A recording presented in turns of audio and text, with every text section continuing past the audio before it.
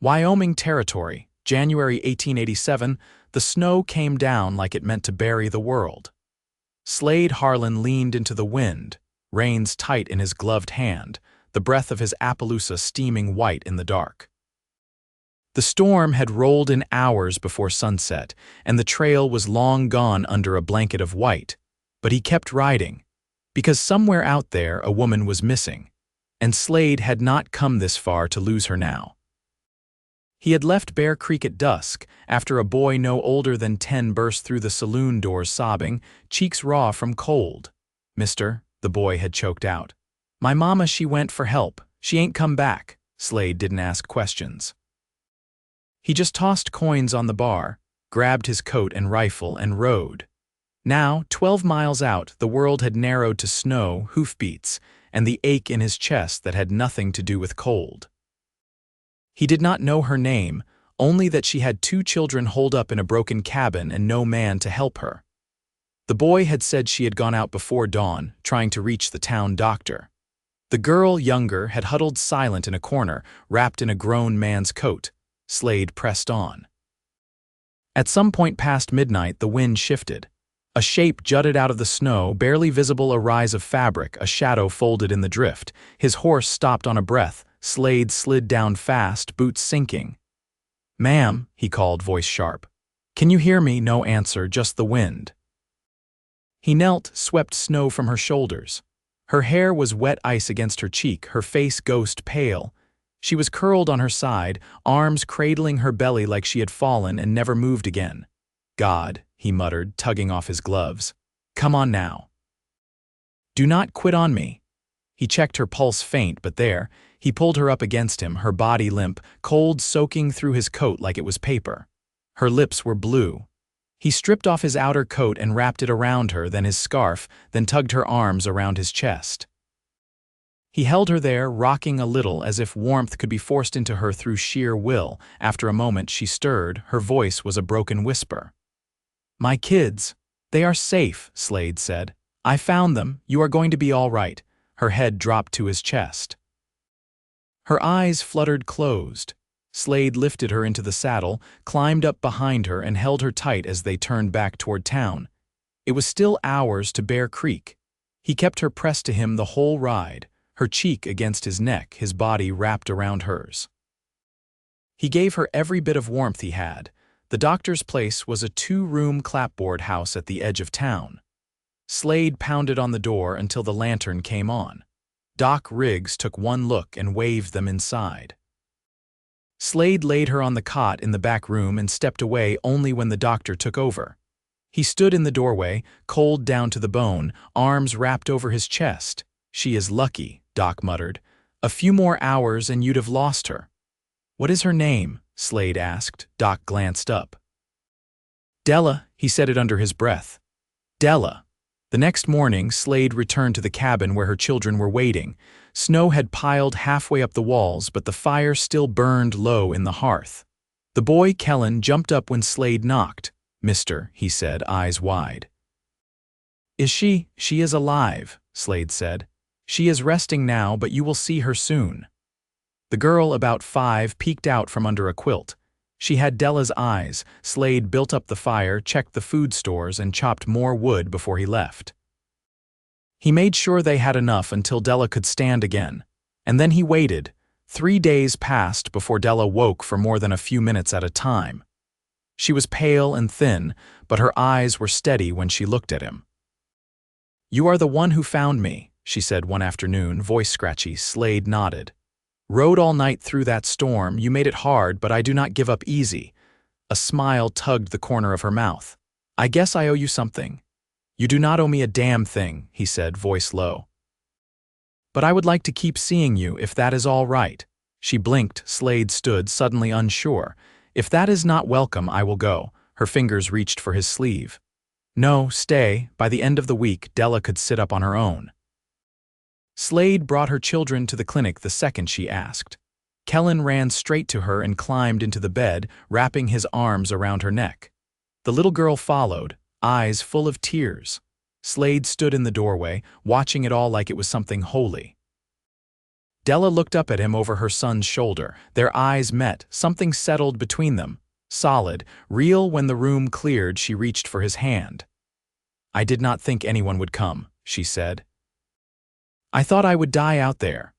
"I would have crossed the whole territory to find you," Slade said. "I believe you." He sat on the edge of the bed, brushed a lock of hair from her cheek. "You are not alone anymore." She leaned into his palm, her eyes closing for a second. "I do not want to be." Slade lowered his forehead to hers. "You are safe now, Della," he whispered. "And I am not going anywhere." Della moved slow, careful with each step as the wind pressed against the clinic walls. Her legs still trembled sometimes, but she didn't ask for help walking anymore. She sat bundled by the stove, mending a torn sleeve from Kellen's coat, lips pressed in a quiet line. Slade had come in at first light, carrying a sack of cornmeal and a side of salt pork. He placed them on the table without fuss. His coat hung beside the door, snow dripping from the hem. He crouched near the hearth, coaxing the fire higher with a split cedar log. "You always bring food like that?" Della asked without looking up. He glanced over his shoulder. "Only when I figure it'll be eaten." She tied off the thread, leaning back in the chair. "You don't owe me anything." "You did more than most would have." "I never said I did it out of debt." She met his eyes then, and for a moment neither of them said anything. Slade broke the silence first. "Your boy's a good shot." Gave him a tin can and a slingshot. "Hit it 6 times before I could blink." Della gave a short breath through her nose. "I told him not to play with that near the house. He'll break a pane." "He was careful." Slade stood, brushing ash from his hands. "Wants to learn tracking too." "Said he wants to know what I know." Her eyes softened. "He's just never had someone take to him like that." Slade stepped closer, but not too close. "I had a brother once, younger than me. I taught him how to follow mule deer tracks in high grass. He used to ask the same kind of questions. What happened to him? Drowned crossing the Sweetwater when we were trailing cattle. He was 15. Della's hand paused in her lap, thread caught between her fingers. "I'm sorry. I ain't told anyone that in near 10 years. He scrubbed a hand through his hair, eyes fixed on the floorboards. Didn't feel right until now. The stove crackled, heat rising between them. Della folded the coat and set it aside. "You don't talk much about yourself." "No one asks." "Well." Her fingers curled around the arm of the chair. "I'm asking now." He didn't sit, just leaned a shoulder against the wall, arms crossed. "Drifted a lot after the war, Texas, then up through the Kansas line. Took work where I could. Drove cattle, ran trap lines, laid fence, never stayed long. Why not? Didn't have a reason to." Her eyes didn't leave him. "And now," Slade didn't answer right away. The wind hissed against the windows. Somewhere outside, a shutter creaked loose on its hinge. "I reckon I might have found one." The door opened without warning. Kellen came in, cheeks flushed and boots wet with slush. He stomped twice, then held out a bird's nest filled with dry grass. "Found this near the shed. Thought it might help the fire." Slade took it, nodding. "Good thinking." The girl trailed behind her brother, dragging a scrap of wool behind her. She climbed into Della's lap without a word. Della wrapped her arms around the child, resting her chin on the crown of her head. Slade moved back to the hearth, tucking the nest under the kindling. "Spring'll come late this year." Della rocked slow in the chair, her voice quiet.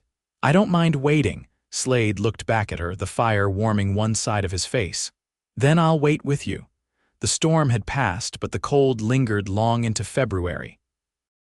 Snow still clung to the eaves of the clinic, and the trees stood black and bare against the pale horizon. Slade hadn't gone far since the night he rode out. He found work hauling lumber for the mill a half-day north and bunked in the loft of a barn behind the apothecary. But each evening he ended up at the edge of Della's world, boots crunching across hard-packed snow, a quiet knock on the frame of her door. That morning she stood by the window with a cup of steeped willow bark, watching her children roll snow into lopsided mounds. Her color had returned, and though her frame was still slight, her hands no longer trembled when she lifted them. "You ever think of leaving Wyoming?" she asked without turning. Slade set down the sack of oats he'd brought. "Thought about it once or twice, never did." Why not? He took a seat near the stove, one leg stretched long, the other bent. Didn't see the point in chasing something I couldn't name. Della sipped slowly, still not facing him. I dreamed of Oregon once, before my husband passed. Thought we'd get a patch of land there, grow something other than potatoes and worry. Slade didn't speak right away.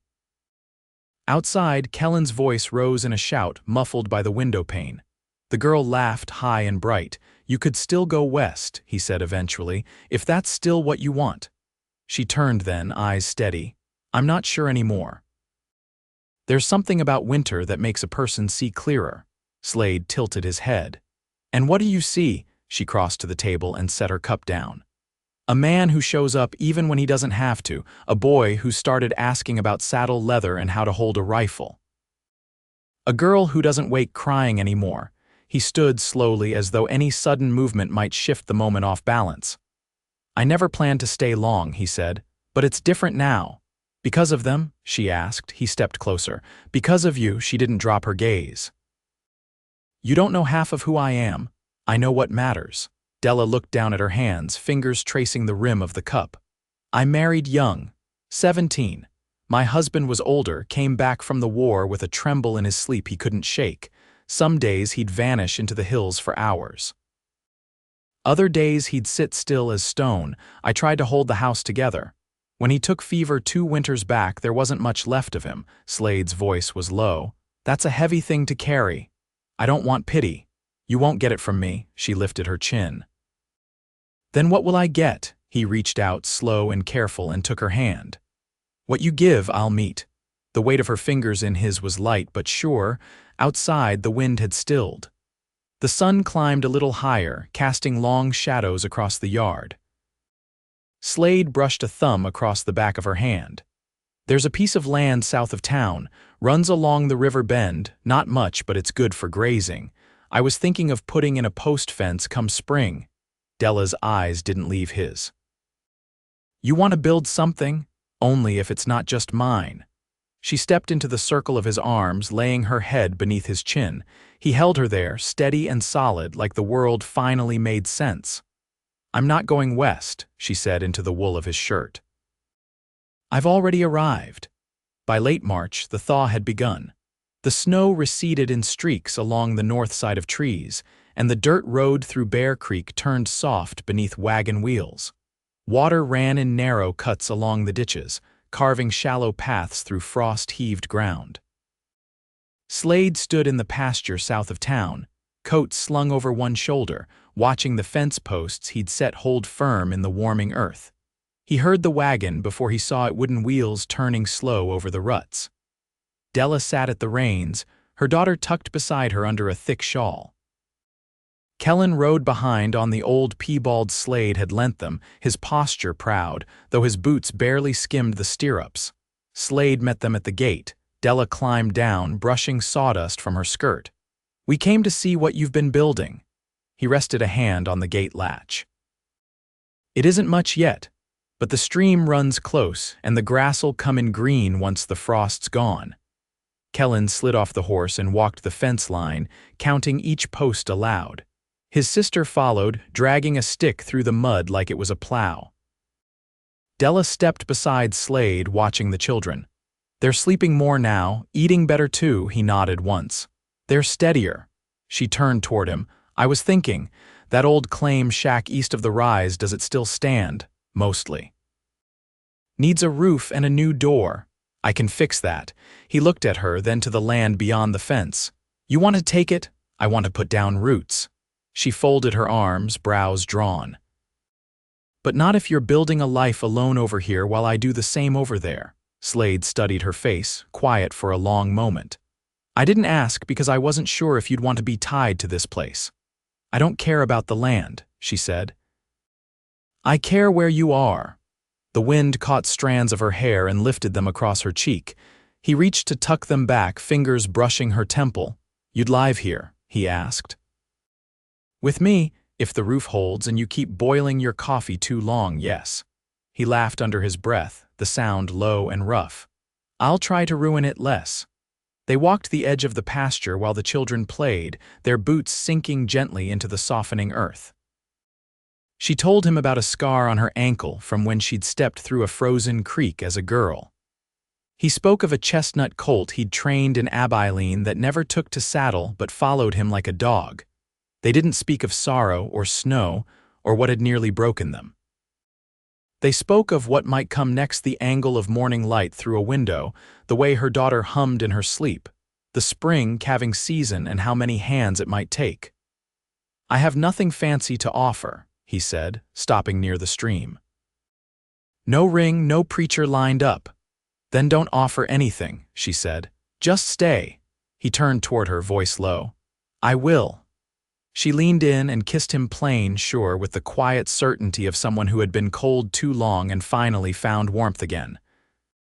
Behind them, the children called out, chasing each other along the fence, their laughter rising into a sky no longer bitter with winter. Slade rested his forehead against hers. "We'll build slow, careful," Della nodded, "but we'll build it together." And so they did.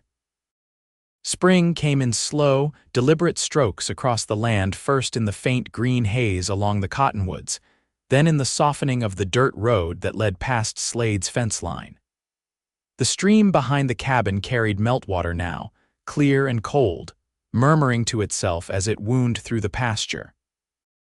The shack they'd spoken of stood upright again, roof patched with new shingles, a door fitted square to the frame. Smoke curled steady from the chimney. Della stood on the porch, her daughter nestled asleep against her hip, watching Slade and Kellen drag a plank table across the yard. The table was rough-hewn, the legs uneven, but it stood without wobble by the time they set it beneath the two cottonwoods. "You think that'll bear up under a meal?" she called. Slade looked up, brushing sawdust from his sleeves. "Might tip if you dance on it. Otherwise, it'll hold." Kellen grinned as he ran a length of twine from one tree to the other, fastening it with a firm not the way Slade had shown him. "We could hang a lantern here," he said. "For when we eat at night." Della's voice was gentle. "We eat when the sun's up, sweetheart." "Lantern oils for winter." The boy nodded and dropped down to strip bark from a stick, carving it with the short-bladed knife Slade had given him for his birthday the week before. Slade crossed to the porch. "You need a hand with her." Della shifted the girl's weight and stepped down with him. "No, she's light as a breath." Together they walked toward the table, the low grass brushing their boots, the wind carrying the faint scent of pine sap and warming soil. "You ever think about what you want this place to be?" she asked. Slade looked out across the field. "I want it to feel like something no one can take." She nodded once. "Then we'll make it that." They passed the afternoon laying out simple things: bowls, a sack of flour, a jug of milk traded from a neighbor. Kellen gathered stones to ring the garden, while Slade dug a trench for beans near the southern wall. Della's daughter woke, blinking slow and quiet, and helped scatter seed with small, careful hands. As evening settled, they sat at the new table beneath the trees. The sun hung low, casting long gold light across the yard. Supper was cornbread, sliced potatoes, and a bit of smoked ham. No one spoke much while eating. The quiet was not heavy, only full. Afterward, Slade walked the children to the edge of the trees where they'd built a swing from rope and an old saddle board. He held the girl steady while Kellen pushed from behind, the two of them laughing as her feet kicked the air. Della watched from the steps. When he returned, she said, "I didn't know if I'd ever have this again." Slade sat beside her, forearms braced on his knees. "You mean quiet days?" "I mean a life that doesn't feel borrowed." He looked over at her. "You're not borrowing anything. You're home." She leaned against him, her head resting on his shoulder. "I used to pray for a second chance. I never thought it'd look like this." Slade slid his arm around her. "Me neither, but I'll take it." The last light faded, and the children came in drowsy and sun-warmed. Della tucked them into the bed she'd built from salvaged pine, the quilt stitched with old scraps from her first marriage and new ones from the dress Slade had bought her in town. Later, she stepped outside, her shawl pulled tight. Slade was splitting kindling near the shed, his shirt sleeves rolled up, lantern light catching the line of his jaw. "Do you want to come in?" she asked. He wiped his hands on a cloth and walked to her. "If you're asking, I am." A pause. "I don't want separate doors anymore," he studied her face. "Then I'll carry my gear up in the morning." "No," she said. "Tonight." They went inside together. He didn't rush. He undressed with care, folding his clothes in neat squares. She unpinned her hair, letting it fall soft against her shoulders. When he touched her, it was with reverence, not hunger. When she touched him, it was with trust, not fear.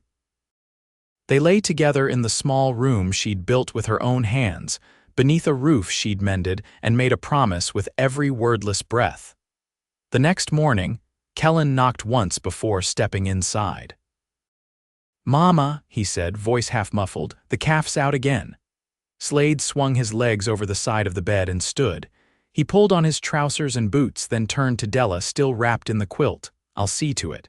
She smiled, languid and sure. "I know you will." He paused at the door. "Tell Kellen to bring the rope." She laughed softly. He already did.